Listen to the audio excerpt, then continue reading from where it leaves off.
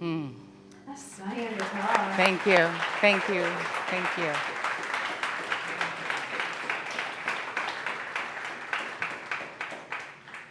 So much truth in that message, isn't there? I mean, so much truth in that beautiful message. And all we're called to do is be it, live it to the best of our ability at any given moment, to be the living, loving truth. As we listen to those words, can you just feel your heart opening and your mind opening and dreaming? I mean, the truth is, we are each the dream and the dreamer and being dreamed. There is no way to escape it, and there's no need to escape it when we realize that there's only good here. Do you get that piece?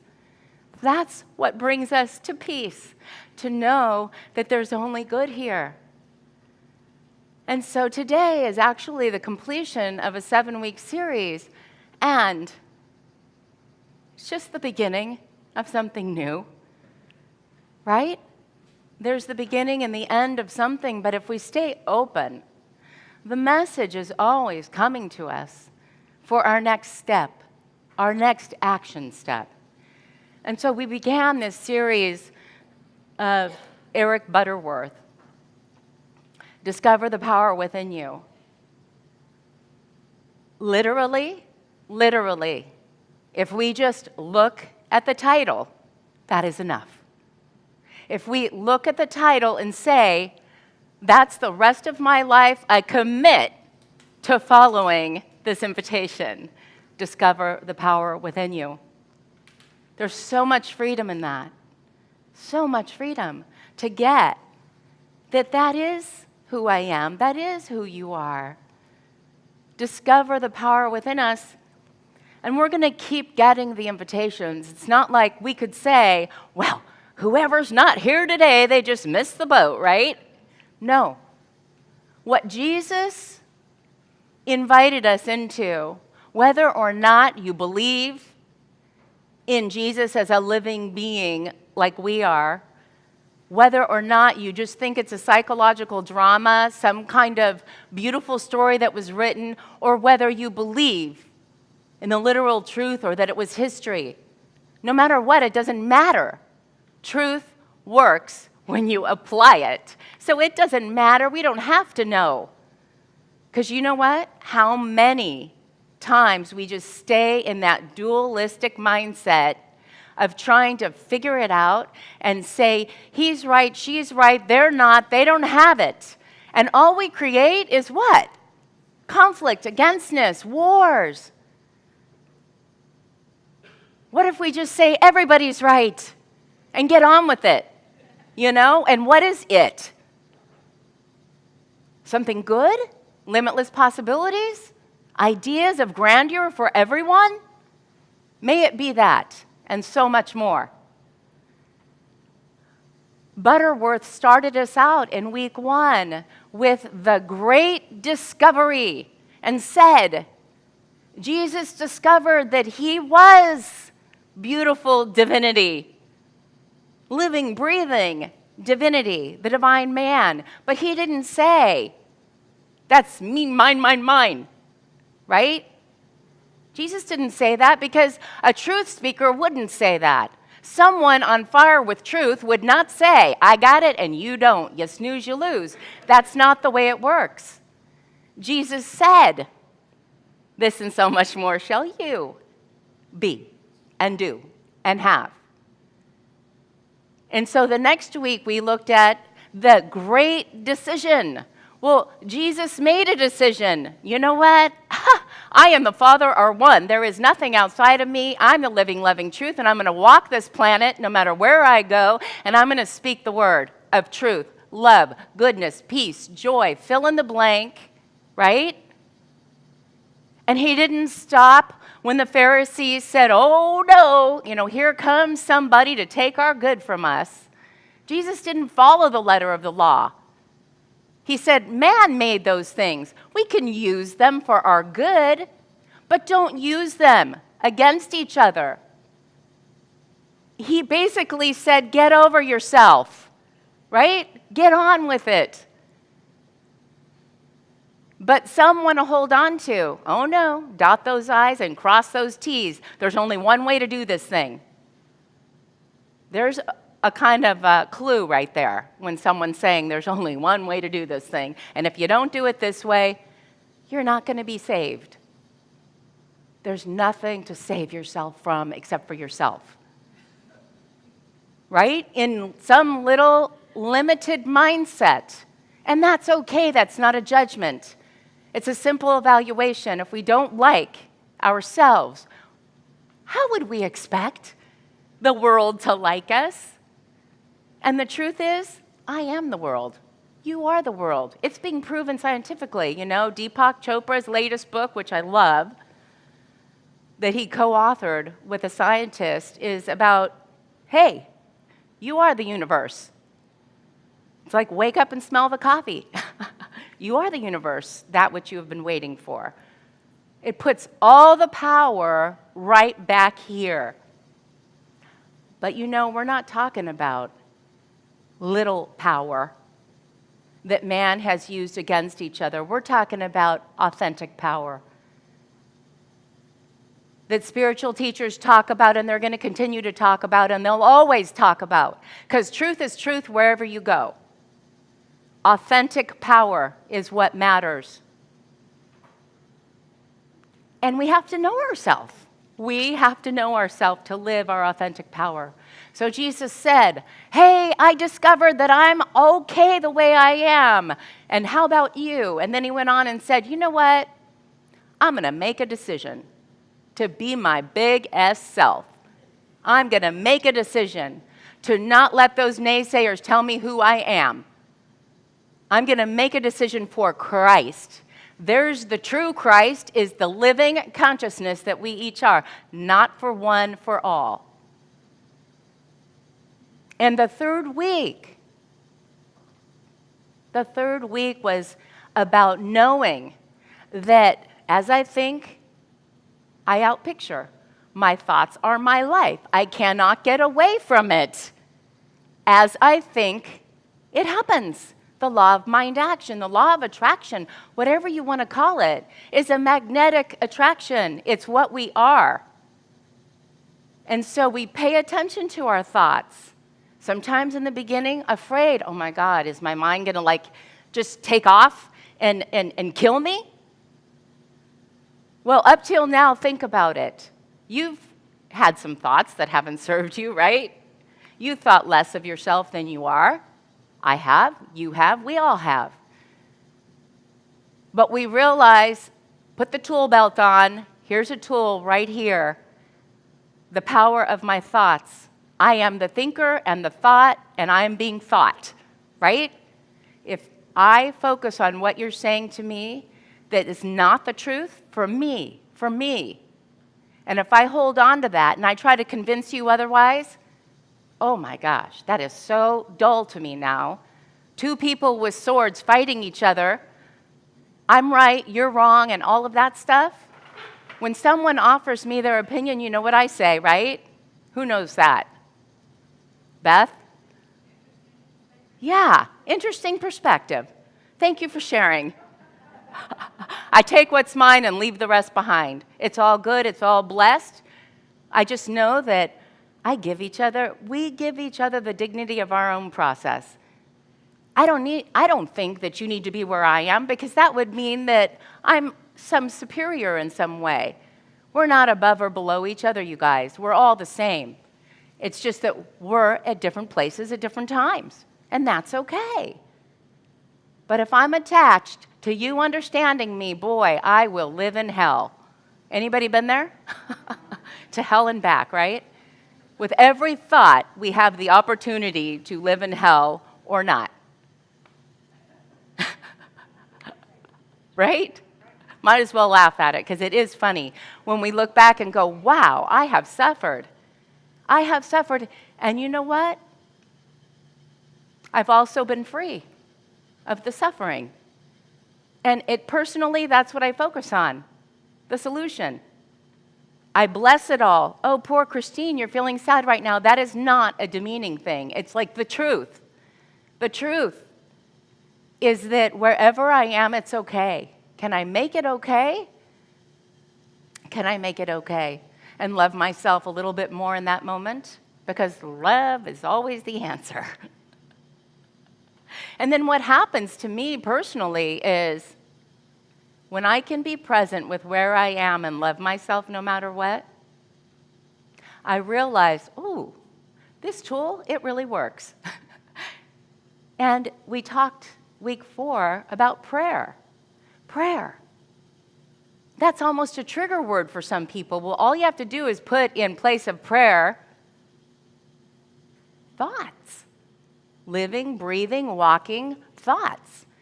And in Unity, we talk about affirmative prayer, that we hold positive thoughts about what we would like right now. So if we're feeling in some way afraid or indecision is here or doubts or any kind of fear, any kind of lack of health, any kind of, I'm talking about even being attached to joy. Oh my God, maybe this joy will go away.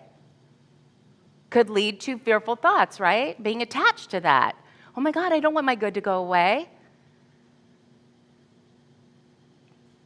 My good can't go away. Only I go away. Only I go away. And so we use scripture like Ephesians 5:14 that says, "Awake thou who slumber, and awaken to the Christ self that we each are," the Christ consciousness, the anointed one. When we awaken to that is within each one of us, we can see with our imagination if we're feeling sick in a moment. We ask ourselves, what is it that I would like to experience? Just tune in right now to where you are, wherever you are in your life. Wherever you are. Where am I in this moment? Is it to my liking? How would I like it to be? And allow the thought to come in the space, in the spaciousness. And just pay attention to that, which is wanting to be birthed through you.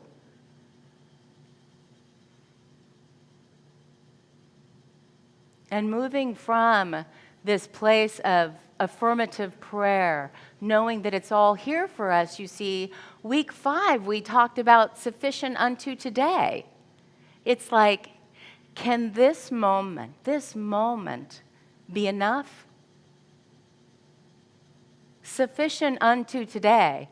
Why would we worry about how we're going to get our next meal or where our clothes are going to come from or anything else? This moment, is everything taken care of? Are we all good right now? This moment is perfect. There's nothing missing. And if something comes to your awareness that, well, you know, there is something that I feel like I'd want more of, awesome. Because that's why we have these tools of power of thought and prayer.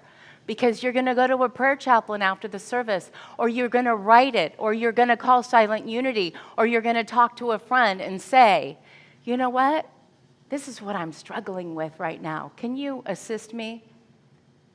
Knock, and the door is open. We have to ask. And so we make the space within ourselves to ask for that which we are wanting to have more of in our life. And being grateful for this moment is the perfect place to begin. I'm so grateful that I'm here right now, listening to something in a way that might be different than I've heard it before. There has to be a willingness to let go, to release, right?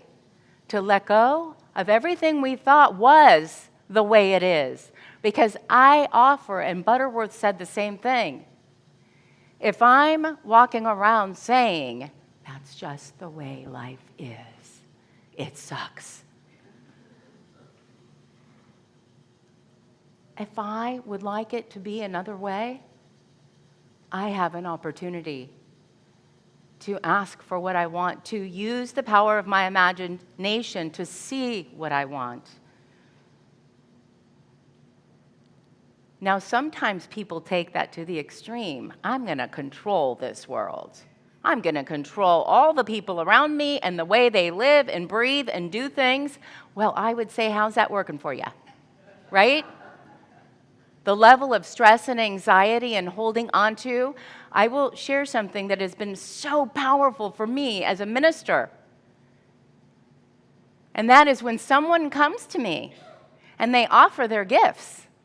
And then they tell me what to do with the gifts and how they should be used and all of that stuff. That is not a gift. That comes with strings attached, and you know what? No, thank you. No, thank you. A gift is given freely. The giver, a true giver, knows there's so much more. And they give freely. They don't give and then turn around and watch everybody and make sure, are you doing what I told you to do? Are you doing what I'm doing?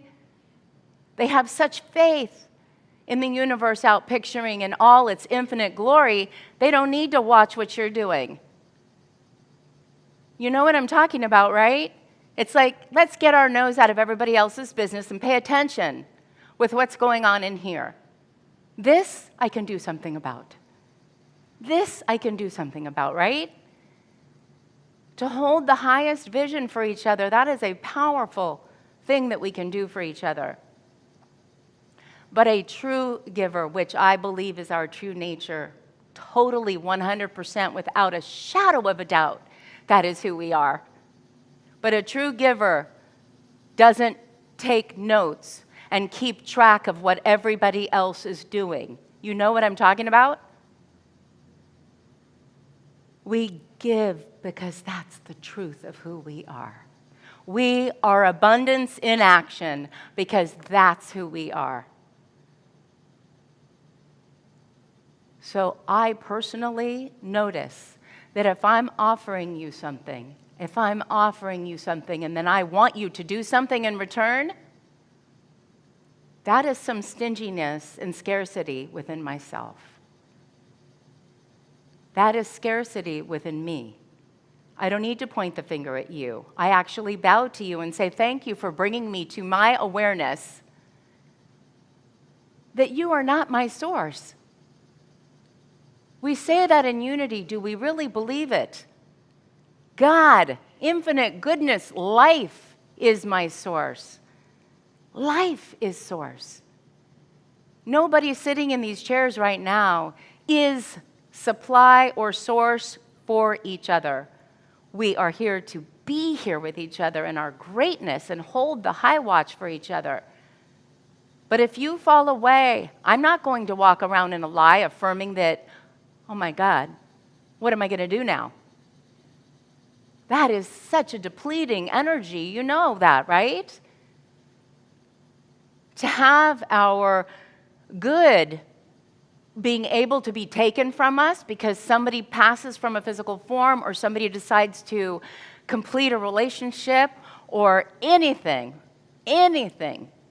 other than see it for what it is, good. And the truth is, it's a process. Do we trust and have faith that each our own process, the outpicturing of that, is happening in Spirit's perfect timing, not my time?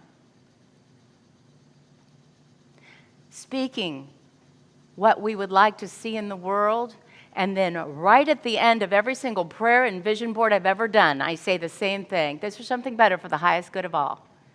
And I stand with arms wide open. I wasn't able to do that all the time in the past. But to be able to let go and know, if only good is here, why would I be afraid? that it won't work my way. If it's not my way, then there's a better way. And I need to stay open to that. So I have to let go of what I think is the only way. It's all good, and it's all God.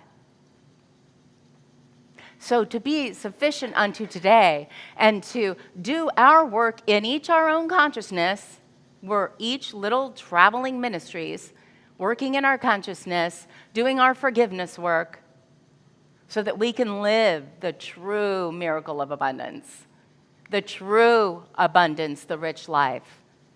Is each one of us letting go of our transgressions, doing our forgiveness work? I forgive myself for judging myself as ever having done anything wrong, and I forgive myself for judging you as messing up my life, fill in the blank, whatever we want about anybody in our life up till now. Because I've had this experience enough times now, enough times of unhooking from judgment, that I know that if I'm experiencing lack on any level, I am judging something. It is a clue that I'm judging something. Now, again, that might not resonate with you, but it resonates with me. And I offer that if we want to be truly free, one of my all-time favorite scriptures, there are so many, when we apply them and realize it's about me, it's about you, it's about all of us, and it's how we hold it in our consciousness and translate it. John chapter 8, verse 32. All you Johns, open up. It's about you too. As if there was anybody else, right? Ye shall know the truth, and the truth will make you free. Each one of us will know what's true for us, and that in and of itself sets us free. And again, look, this is a standalone truth. It needs nothing before it. It needs nothing after it. It's a standalone truth.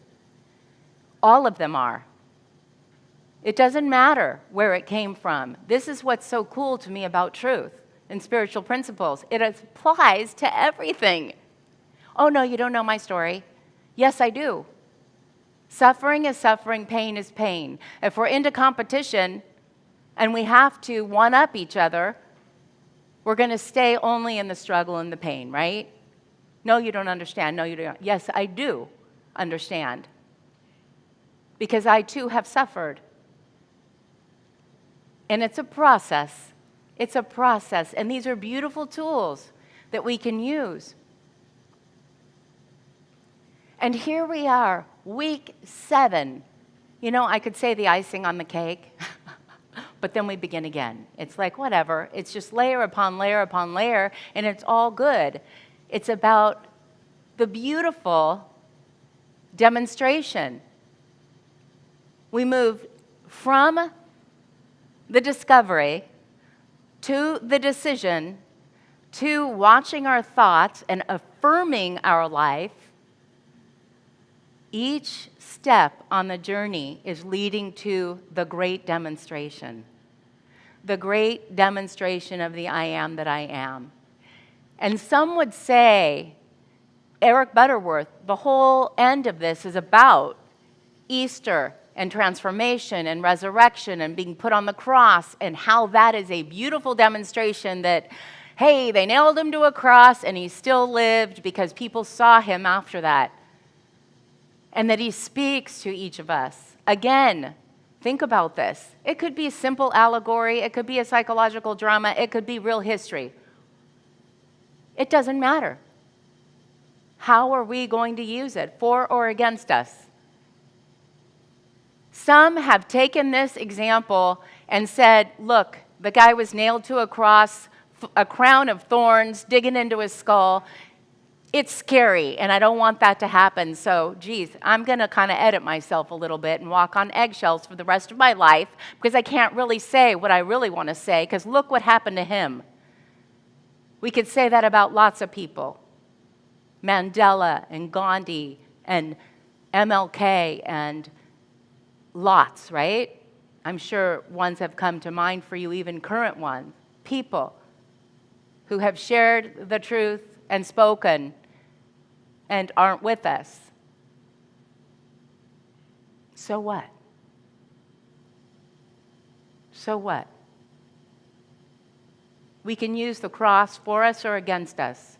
It's a symbol that can be used for good. I'm going to cross out all my error thinking and not have it affect me anymore. I'm going to speak the truth.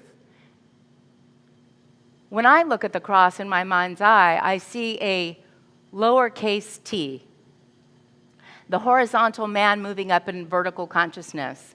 But I see a lowercase t, and it's like that is not the truth. The struggle is not the whole truth, nothing but the truth, so help me God. It is not the whole story. What's the whole story? Resurrection, overcoming.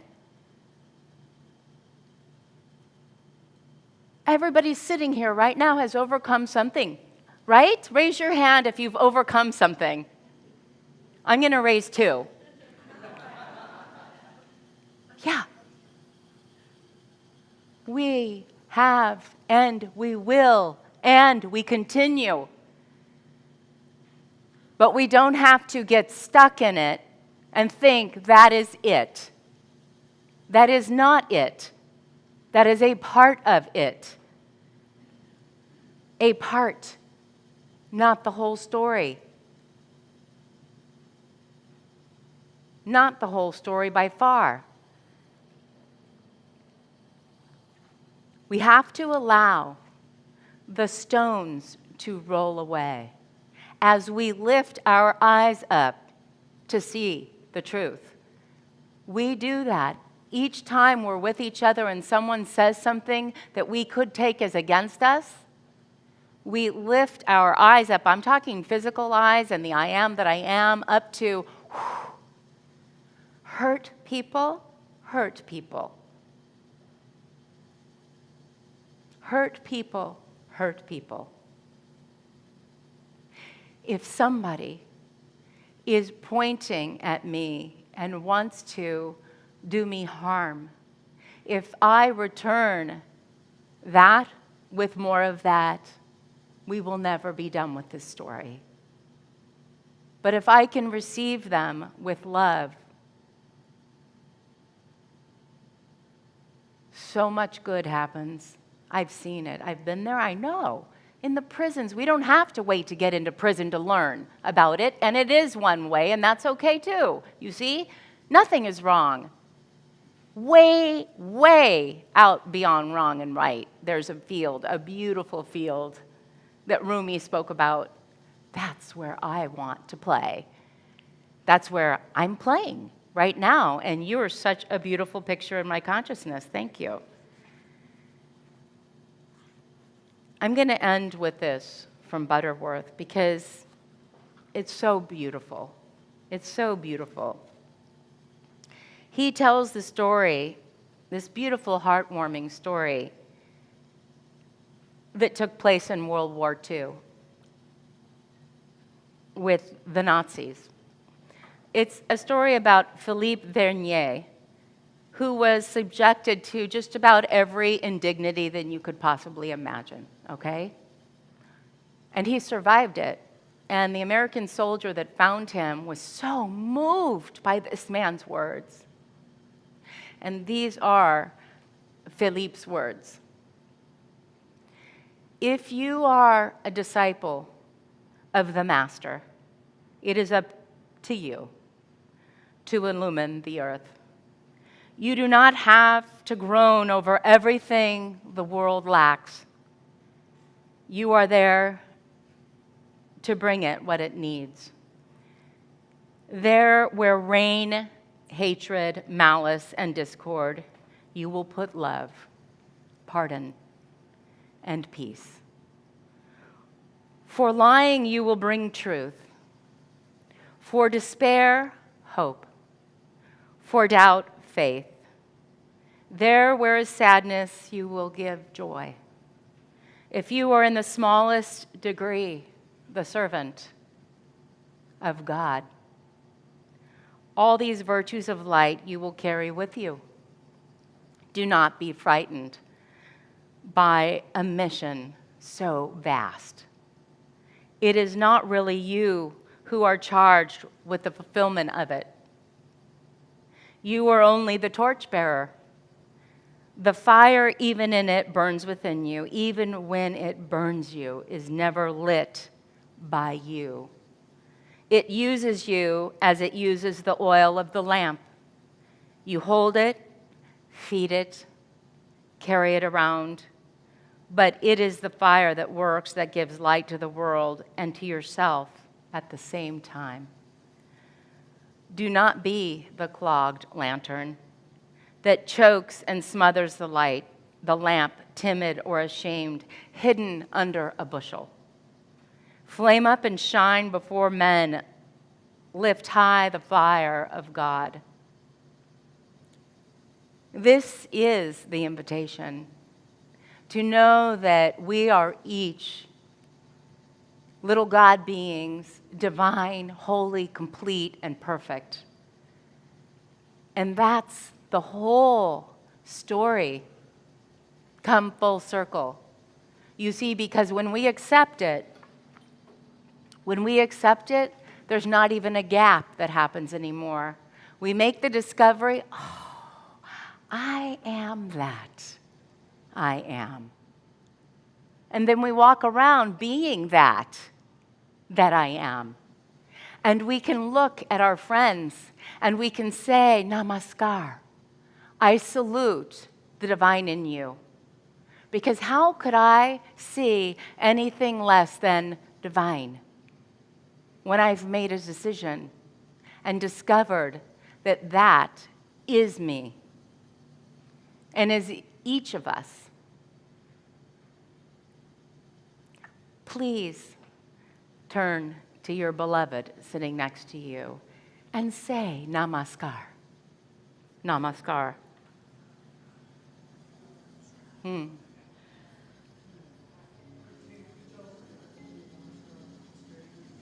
Excuse me? Oh, perfect question, Rick. Namaskar is for family, the familiar. Namaste is more formal, which is perfect. In a lot of languages, they have the formal and informal. And so Namaskar is family, more in that informal way, familiar. Yes. Namaskar, Rick. Shall we all stand and sing?